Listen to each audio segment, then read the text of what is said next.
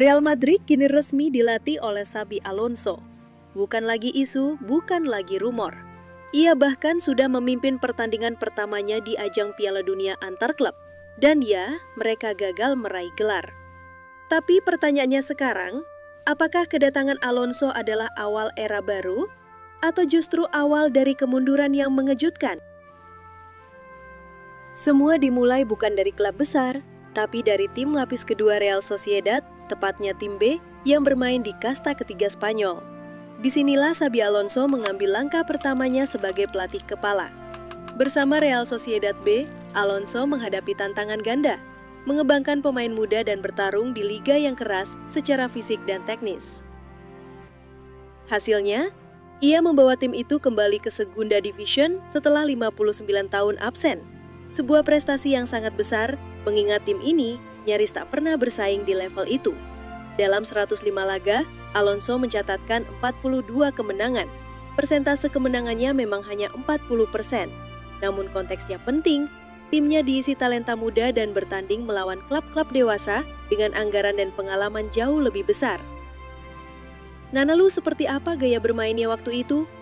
Apa cikal bakal taktiknya sudah terlihat? Formasi andalannya adalah 4-2-3-1, yang ia gunakan sebanyak 71 kali. Dua gelandang bertahan menjaga keseimbangan, sementara tiga pemain depan diberi kebebasan mengeksplorasi ruang dan menyerang. Formasi ini memberi fleksibilitas antara bertahan dan menyerang. 4-3-3 attacking untuk tekanan tinggi sejak awal. 3-4-2-1 dan 3-4-3 ketika ingin mencoba sistem 3 back. Bahkan 3-1-4-2 dan 5-3-2 di situasi tertentu. Artinya, dari awal karirnya, Alonso bukan hanya pelatih muda, tapi pelatih muda yang berani mencoba dan belajar cepat. Dari sini, kita sudah bisa melihat cetak biru filosofi Alonso, pressing intensif, ball control, dan keberanian mengambil risiko.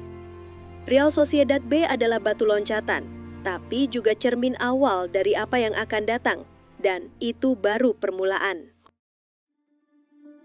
Setelah Sociedad B, banyak yang bertanya kemana Xabi Alonso akan melangkah berikutnya, dan jawabannya mengejutkan, Bayer Leverkusen. Sebuah tim Bundesliga yang saat itu tengah terpuruk di papan bawah klasemen. Bukan klub besar, bukan pula klub kaya, tapi justru disinilah cerita besarnya dimulai. Ketika Alonso datang di Oktober 2022, Leverkusen ada di zona degradasi. Banyak yang skeptis, namun dalam waktu singkat semuanya berubah. Musim pertamanya ditutup dengan finish di peringkat 6, dan musim berikutnya, sebuah dongeng terjadi.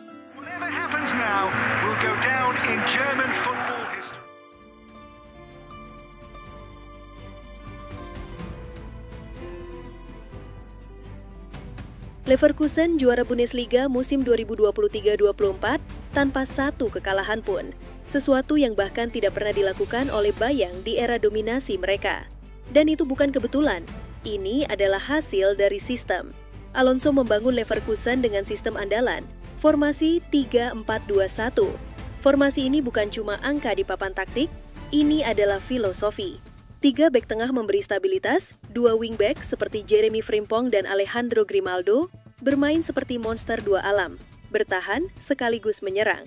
Di lini tengah, Alonso memainkan poros ganda yang solid, biasanya Saka dan Palacios, dan di depan mereka, 2 gelandang serang seperti Florian Wirtz dan Jonas Hofmann, yang bebas menembus ruang, mengatur tempo, dan mendukung striker utama, Victor Boniface. Hasilnya, Leverkusen mencetak 89 gol, meraih 90 poin, dan mencatat 51 pertandingan tak terkalahkan di semua kompetisi. Statistik Alonso luar biasa. Total pertandingan 140 laga, menang 89 kali, seri 32 kali, kalah hanya 19 kali. Rata-rata poin per pertandingan 2,14. Itu angka yang menyaingi Guardiola dan Ancelotti di Bundesliga. Pertanyaannya sekarang, apakah formasi 3 bek ini bisa ia bawa ke Real Madrid? Karena mari jujur, Madrid tidak pernah dikenal sebagai tim yang bermain dengan 3 bek. Mereka adalah klub dengan tradisi, dengan sistem yang lebih konservatif. Dan inilah tantangan sebenarnya bagi Alonso.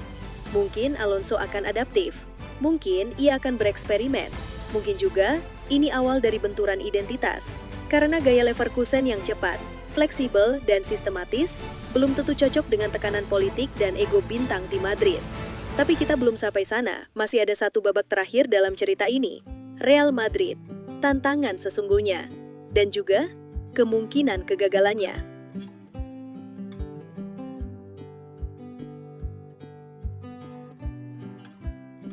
Alonso datang ke Bernabeu dengan status legenda, tapi di Madrid, legenda tidak diberi waktu. Mereka diuji, dituntut, dan dihakimi. Apalagi ia datang saat Barcelona tengah bangkit, dipimpin generasi muda emas dan siap kembali menguasai Spanyol.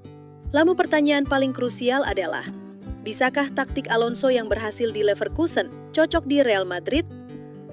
Di Leverkusen, formasi 3-4-2-1 adalah jantung segalanya. 3 back, 2 wingback aktif, dan 2 gelandang serang yang fleksibel seperti Florian Wirtz. Tapi di Madrid, ada banyak pertimbangan. Mari kita bicara soal Vinicius dan Rodrigo. 2 winger cepat yang terbiasa menyerang dari sisi lapangan. Dalam skema 3 back Alonso, posisi mereka terancam.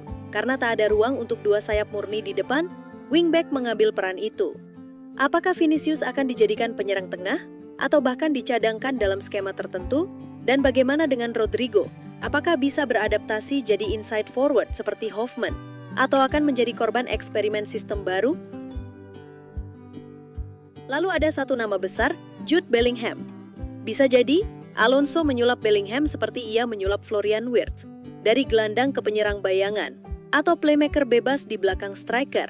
Atau mungkin justru Arda Güler, pemain muda Turki penuh talenta, akan dimajukan ke tengah sebagai poros kreativitas, mirip peran Wirtz atau Hoffman di Leverkusen. Dan ini bukan asumsi kosong. Kita sudah melihat eksperimen Alonso di turnamen besar pertamanya bersama Madrid, Piala Dunia antar klub. Apa yang terjadi di sana? Madrid gagal juara, dan sistemnya banyak pertanyaan. Alonso mencoba bermain dengan formasi 4-2-3-1, sesuatu yang tak biasa baginya. Tchouaméni dipasang sebagai gelandang bertahan, menjaga area depan back. Sementara Vinicius dan Rodrigo tak jadi pilihan utama. Alonso memilih menaruh Arda Güler dan bahkan Garcia sebagai penyerang ujung tombak. Sebuah eksperimen, tapi juga pertaruhan. Sayangnya hasilnya tidak memuaskan. Bukan hanya soal kalah, tapi juga soal bagaimana pemain Madrid terlihat kebingungan. Mereka, yang terbiasa dengan permainan transisi cepat dan eksplosif, harus memaksakan diri bermain ball possession dan build up lambat dari belakang. Dan itu tidak mudah. Karena sekali lagi ini Real Madrid. Klub ini tidak memberi waktu belajar. Tidak ada musim percobaan, hanya trofi yang dihitung. Dan tekanan itu datang dari segala arah.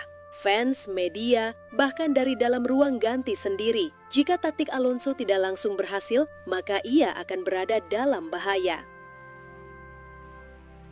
Maka ini bukan sekadar soal Alonso cocok atau tidak, tapi soal bisakah filosofi Alonso bertahan dalam kerasnya realita Bernabeu? Bisakah formasi 3 back dan pendekatan ball possession diterapkan di klub yang terbiasa menang dengan cara mereka sendiri? Dan siapa yang akan dikorbankan? Satu hal yang pasti, Alonso punya visi. Tapi visi tanpa hasil di Madrid tak berarti apa-apa. Pertanyaannya bukan cuma apakah Xabi Alonso pelatih hebat, tapi lebih tepatnya, apakah dia pelatih yang tepat untuk Real Madrid saat ini?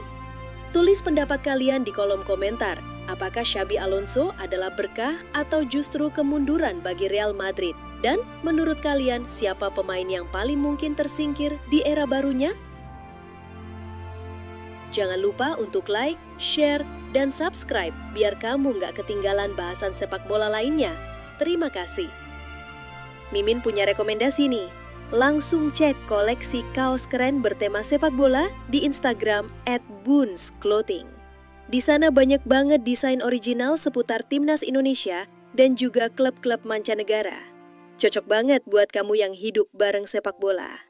Langsung aja follow Instagramnya di @boonsclothing, pilih desain favorit kamu. Karena sepak bola bukan cuma soal pertandingan, ini soal identitas, soal gaya hidup. Terima kasih udah nonton, jangan lupa like, komen, subscribe, dan sampai ketemu di video selanjutnya.